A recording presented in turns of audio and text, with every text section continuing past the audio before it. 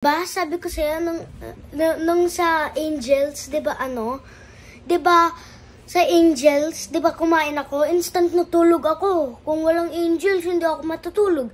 And also the tocino. Kung walang tocino, hindi ako matutulog. See, pagkain ang secret na bakit matutulog kayo.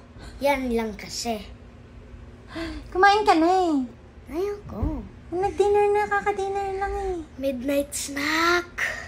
Midnight snack yan. Kasi kung nagkain ka ng dinner, madadigest yan when you're gonna sleep na.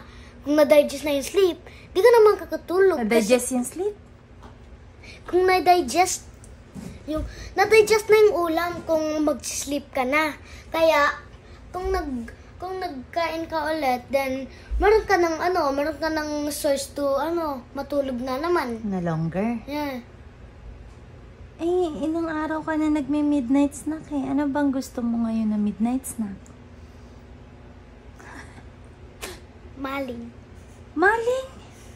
Then leftover. O, sige, hindi kumain ka. Egg. Midnight snack. Hot. May rice. Ano? Anda ka mo naman. Kakakain mo lang eh. Madadigest yan kung matutulog na ako kasi magte-TV pa ako. Oy, hindi ah. Mag-wash up ka na. Magte-TV na ako. Mag-wash up ka Magte-TV na. pa ako. After mag-wash up May ako. pasok ka pa bukas. Mag-wash up ka na. Mag-wake up na lang ako ng 6:30. Tapos naman I'll use my sleepiness and then as the time passes magiging more and more awake na ako. Para maka-go ako sa school early and makaka-watch pa ako ng TV. Huwag mong sirain yung pintura natin. Sabi mo dun sa daddy mo.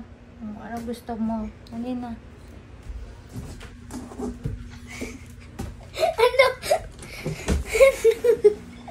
Dad, video ko naman mo. Daddy, may sinasabi na naman. Dali, sabi mo na sa daddy mo.